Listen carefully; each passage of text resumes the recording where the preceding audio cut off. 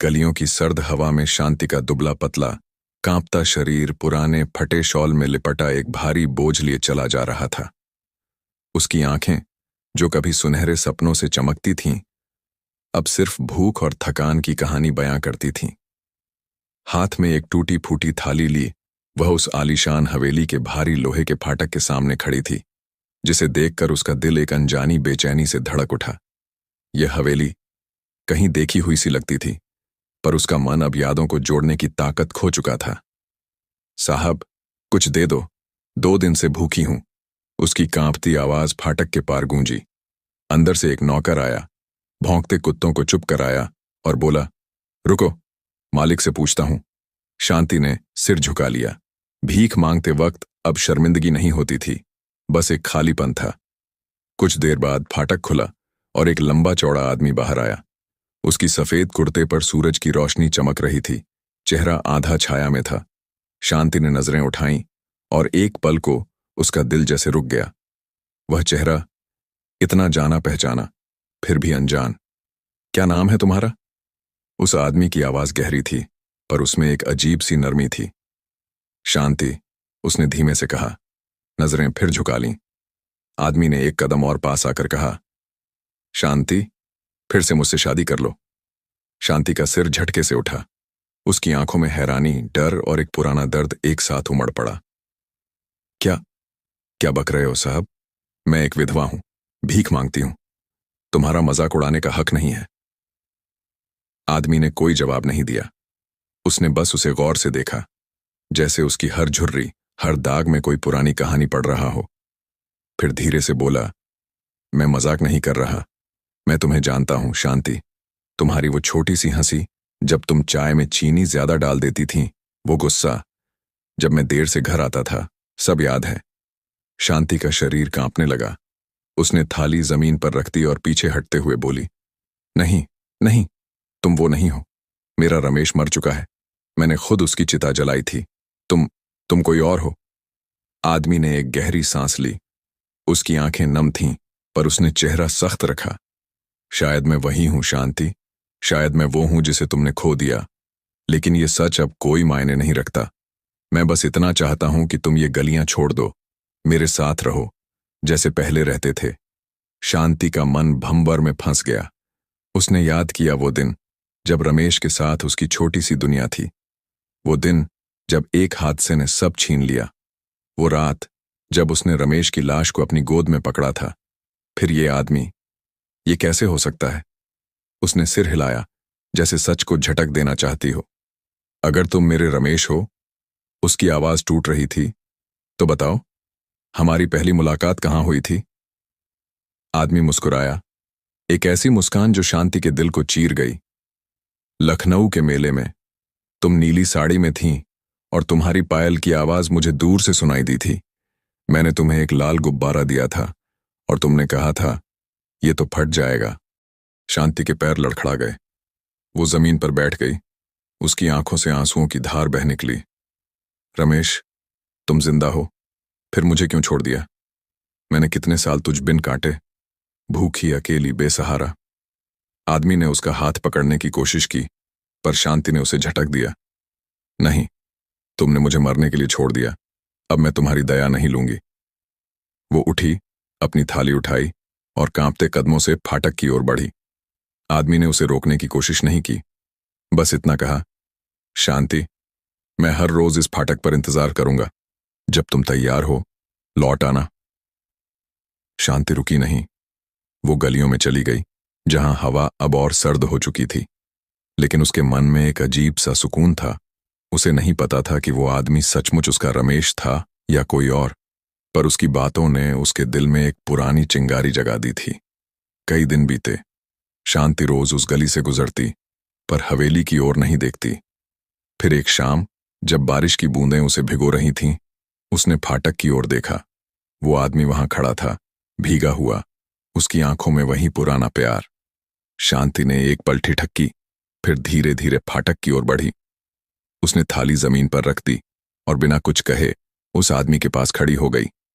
बारिश की बूंदों में भीगते हुए शांति और उस आदमी के बीच का पल जैसे समय को थाम लेना चाहता था। शांति का दिल अब भी संशय और पुरानी यादों के बीच झूल रहा था। उसने अपने रमेश को खोया था, उसकी चिता जलाई थी, फिर ये आदमी कैसे उसका रमेश हो सकता था? लेकिन उसकी आंखों में वही प्यार, वही गर्माहट थी जो कभी शांति की छोटी सी दुनिया को रोशन करती थी। वो चुपचाप उसके गले लगी रही, बारिश की ठंडक को भूलकर। शांति, आदमी ने धीरे से कहा। उसकी आवाज में एक हल्की सी हिचक थी। मेरे साथ अंदर चलो, तुझे ये गलियां, ये ठंड, ये भूख अब और नहीं सहनी पड़ेगी। शांति ने सिर उठाया। उसकी आंखों में आंसुओं और बारिश का पानी एक साथ बह रहा था। रमेश, अगर तू सचमुच मेरा रमेश है तो इतने साल कहाँ था? क्यों मुझे अकेला छोड़ दिया? उसकी आवाज में दर्द था, पर उसमें एक उम्मीद भी थी जो सालों बाद जागी थी।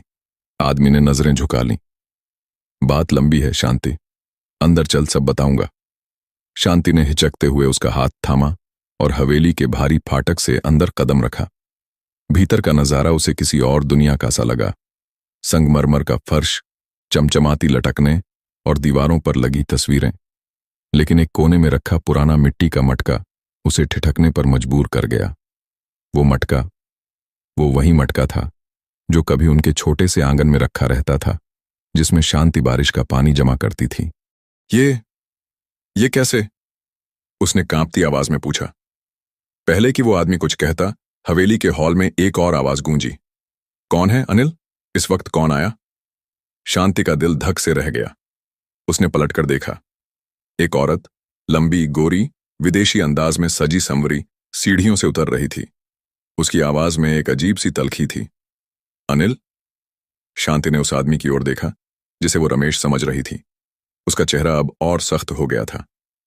शांति, ये मेरी पत्नी है, प्रिया, अनिल ने धीरे से कहा। उसकी में एक बोझ था। वो कुछ सालों से लंदन में थी, अब लौट आई है। शांति का सिर चकराने लगा। वो पीछे हटी, जैसे कोई उसे धक्का मार गया हो।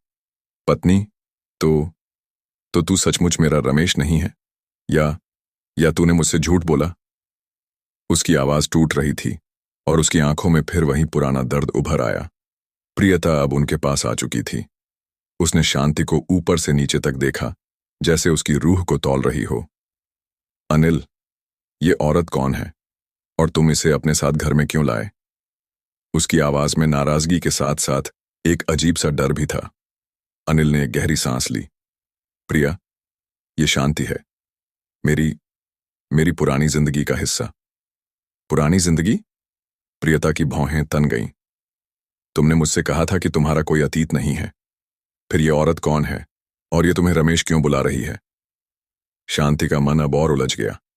उसने अनिल की ओर देखा, जिसके चेहरे पर अब पसीना चमक रहा था, जैसे वो किसी भारी सच से जूझ रहा हो। रमेश? नहीं अनिल, सच बता, तुम कौन हो और ये सब क्या है? अनिल ने शांति का हाथ पकड़ने की कोशिश की, पर वो फिर पीछे हट गई। शांति, मैं सब समझूंगा, लेकिन पहले तुझे ये जगह छोड़नी होगी। तू यहां सुरक्षित नहीं है। सुरक्षित? शांति ने तीखे स्वर में कहा। मैंने सड़कों पर सालों गुजारे अनिल, मुझे सुरक्षित की नहीं, सच की जरूरत है। प्रियता ने बीच में टोक दिया। अनिल, अगर तुमने मुझसे कुछ छिपाया है तो मैं ये बर्दाश्त नहीं करूंगी। मैं अभी अभी लंदन से लौटी हूं और तुम मुझे इस औरत के साथ ये ड्रामा दे रहे हो। अनिल ने दोनों को देखा। उसकी आंखों में एक तूफान सा उठ रहा था। प्रिया, शांति, आप दोनों मेरे लिए उतनी ही अहम हैं, लेकिन मेरी जिंदगी का एक हिस्सा ऐसा है जो मैंने दोनों से छिपाया। शांति, मैं वो रमेश हूं जिसे तूने मरा समझा। और प्रिया, मैंने तुमसे ये सच छिपाया कि मैं पहले शादीशुदा था। दोनों औरतें एक साथ सन्न रह गईं। शांति की आंखों में आंसू थे और प्रियता का चेहरा गुस्से से लाल हो रहा था। हवेली के उस भारी हॉल में सन्नाटा छा गया। सिर्फ बारिश की आवाज बाहर से गूंज रही थी। हवेली का हॉल में सन्नाटा तलवार सा काट रहा था। बारिश की बूंदें खिड़कियों पर टकरा रही थीं, मानो शांति के दिल की धड़कनों को और तेज कर रही हों। अनिल की बातें, जो अभी अभी उसके मुंह से निकली थीं, शांति और प्रियता दोनों के लिए एक तूफान बनकर उभरी थीं। शांति की आंखों में आंसुओं के साथ साथ एक गहरा विश्वासघात झलक रहा था, जबकि प्रियता का चेहरा गुस्से और अपमान से तमतमा रहा था। तू मेरे रमेश हैं? शांति की आवाज कांप रही थी। तो इतने साल मैंने सड़कों पर भूखी प्यासी तुझ बिन क्यों गुजारे? तू जिंदा था और मुझसे छिपा रहा। दूसरी शादी कर ली? उसने प्रियता की ओर देखा, जिसके चेहरे पर अब गुस्सा और डर दोनों साफ दिख रहे थे। प्रियता ने एक कदम आगे बढ़ाया। उसकी आंखें अनिल को घूर रही थीं। अनिल, तुमने मुझसे कहा था कि तुम्हारा कोई अतीत नहीं। तुमने मुझे धोखा दिया। ये औरत, उसने शांति की ओर तिरस्कार भरी नजर फेंकी, ये तुम थी? और तुमने मुझे बिना बताए मुझसे शादी की? अनिल ने सिर झुका लिया, जैसे उसका सच अब उसे भी कुचल रहा हो। प्रियता, मैंने तुमसे प्यार किया, लेकिन शांति, वो मेरी जिंदगी का वो हिस्सा है जिसे मैं कभी भूल नहीं सका। भूल नहीं सका? प्रियता की आवाज में अब सिर्फ गुस्सा नहीं, एक ठंडी क्रूरता थी। तो तुमने मुझे क्यों नहीं बताया? मैंने तुम्हें लंदन में सब कुछ दिया, पैसा, रुतबा, एक नई जिंदगी, और तुम मुझे इस भिखारी के लिए धोखा दे रहे हो? उसने शांति की ओर इशारा किया, जिसके चेहरे पर अब अपमान की लकीरें गहरा रही थीं। शांति ने अपनी टूटी थाली उठाई और सीधा खड़ी हो गई। मैं भिखारी हूं, लेकिन मेरे पास इज्जत है। मैंने अपने रमेश को प्यार किया, उसकी चिता जलाई और उनकी याद में जिंदगी काटी। लेकिन तुम, उसने अनिल की ओर देखा, तुमने न मेरे प्यार की कदर की न इस औरत की। तुमने हमें दोनों को धोखा दिया। प्रियता ने ताली बजाकर शांति की बात काट दी। बस, बहुत हुआ ये ड्रामा। अनिल, अब सुनो, ये औरत तुम्हारा अतीत थी और अतीत को वहीं रहना चाहिए, कब्र में। इसे भूल जाओ, वरना मैं तुम्हें जेल की चक्की पिसवा दूंगी। मेरे पास पैसा है, रसूख है, तुम्हारी जिंदगी मैंने बनाई और मैं ही उसे बर्बाद कर सकती हूं। अनिल का चेहरा सफेद पड़ गया। उसने प्रियता की ओर देखा, फिर शांति की ओर। उसकी आंखों में एक हारा हुआ आदमी झलक रहा था। प्रियता, ऐसा मत कहो। शांति को मैंने पहले ही बहुत दुख दिया, उसे अब और तकलीफ नहीं दे सकता। शांति ने एक गहरी सांस ली। उसका दिल टूट चुका था, लेकिन उसमें अब भी एक अजीब सी ताकत थी। अनिल, या रमेश, या जो भी तू है, मुझे तेरी दया नहीं चाहिए। मैंने सड़कों पर जिंदगी काटी और आगे भी काट लूंगी, लेकिन तू, उसने प्रियता की ओर देखा, और ये औरत, तुम दोनों एक दूसरे के लिए बने हो। तुम्हें मेरी जरूरत नहीं। वो पलटी और फाटक की ओर बढ़ने लगी। अनिल ने उसे रोकने की कोशिश की। शांति, रुक, मैं तुझे ऐसे नहीं जाने दूंगा। शांति रुकी, लेकिन उसने पलट कर नहीं देखा। रमेश, तू मर चुका था मेरे लिए और आज फिर मर गया। मुझे मेरी जिंदगी जीने दे। प्रियता ने ठंडी हंसी हंसी। जाओ भिखारी, ये जगह तुम्हारे लिए नहीं। और अनिल, अगर तुमने इसे फिर से बुलाया तो मैं वकीलों को बुलाऊंगी। शांति ने फाटक खोला और बारिश में कदम रखा। उसकी थाली अब भी उसके हाथ में थी, लेकिन उसका सिर ऊंचा था। गलियों की सर्द हवा ने उसे लपेट लिया, पर इस बार उसे ठंड नहीं लग रही थी। उसके दिल में एक अजीब सा सुकून था। वो जान चुकी थी कि उसका रमेश कभी उसका था ही नहीं।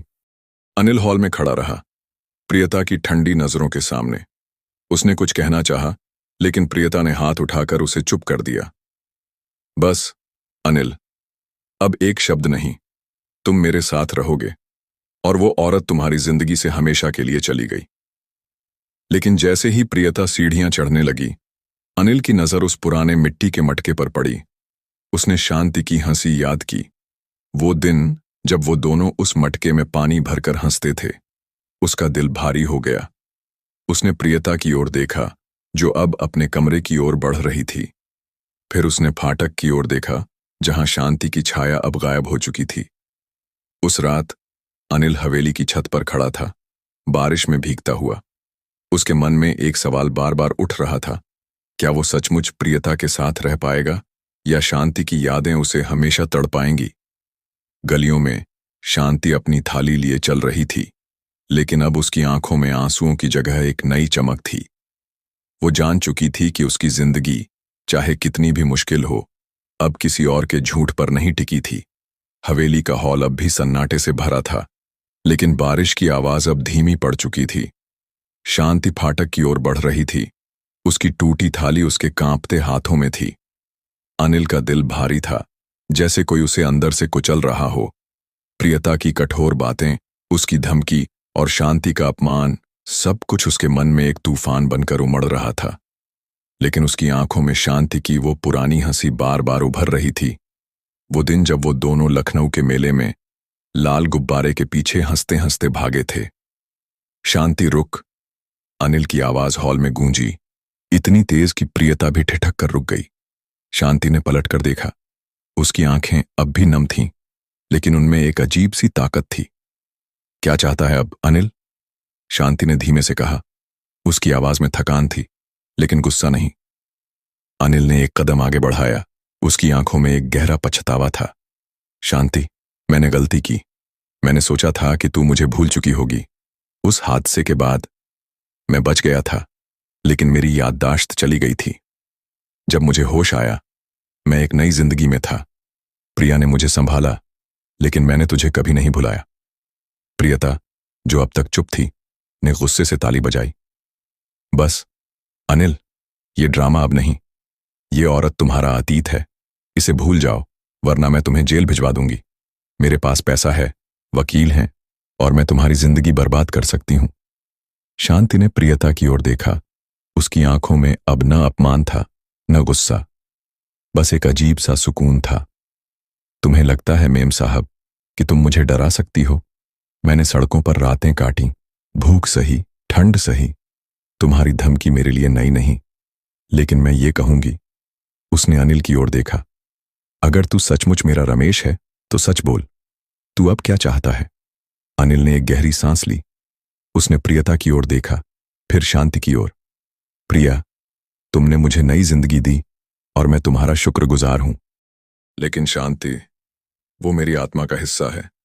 मैंने उसे धोखा दिया, उसे अकेला छोड़ दिया। मैं अब और गलती नहीं कर सकता। प्रियता का चेहरा लाल हो गया। तो तुम मुझे छोड़ दोगे इस भिखारी के लिए? प्रियता, वो भिखारी नहीं है। अनिल की आवाज अब दृढ़ थी।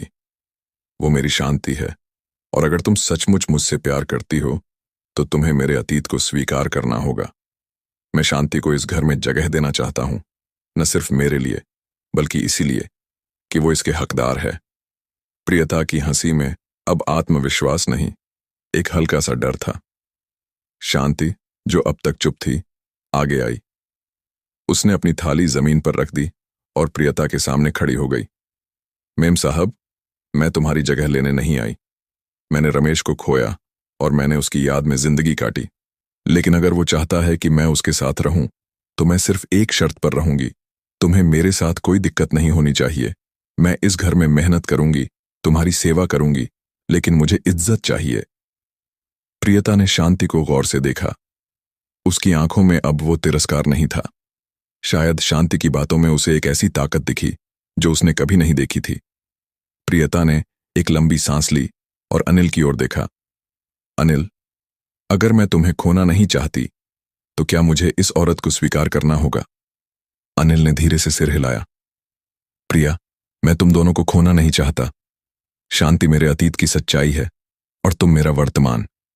अगर हम तीनों एक साथ रह सकें तो शायद हम एक नई शुरुआत कर सकते हैं। कई पल तक हॉल में सन्नाटा रहा। फिर प्रियता ने शांति की ओर देखा। ठीक है, लेकिन ये मेरा घर है और मेरी कुछ शर्तें होंगी। तुम मेरे साथ कोई धोखा नहीं करोगी और न ही मेरी जगह लेने की कोशिश करोगी। शांति ने सिर झुकाया। मैं वादा करती हूं मेम साहब, मैं सिर्फ अपने रमेश के पास रहना चाहती हूं और तुम्हारी इज्जत करूंगी। समय बीतता गया। हवेली में अब एक अजीब सा संतुलन बन गया था। शांति ने भीख मांगना छोड़ दिया। उसने घर में काम संभाला, रसोई में खाना बनाना, बगीचे की देखभाल करना। प्रियता, जो पहले शांति को देखकर नाक भौं सिकोड़ती थी, धीरे धीरे उसकी मेहनत और सादगी से प्रभावित होने लगी। शांति की बनाई खिचड़ी और चाय की खुशबू ने प्रियता के दिल में भी जगह बना ली। अनिल अब दोनों के बीच एक सेतु बन गया था। वो शांति के साथ पुरानी यादें ताजा करता और प्रियता के साथ नई जिंदगी की बातें करता। कभी कभी प्रियता और शांति रसोई में एक साथ बैठकर हंसती, जैसे दो सहेलियां। प्रियता ने शांति को पढ़ना लिखना सिखाया और शांति ने प्रियता को लखनऊ की पुरानी कहानियां सुनाई। एक शाम हवेली के बगीचे में तीनों बैठे थे। शांति ने उस पुराने मिट्टी के मटके में पानी भरा और हंसते हुए कहा, रमेश, याद है तू इस मटके को तोड़ने की धमकी देता था? अनिल हंसा। हाँ, और तू कहती थी तो जा, फिर देख मैं तुझे चाय नहीं पिलाऊंगी।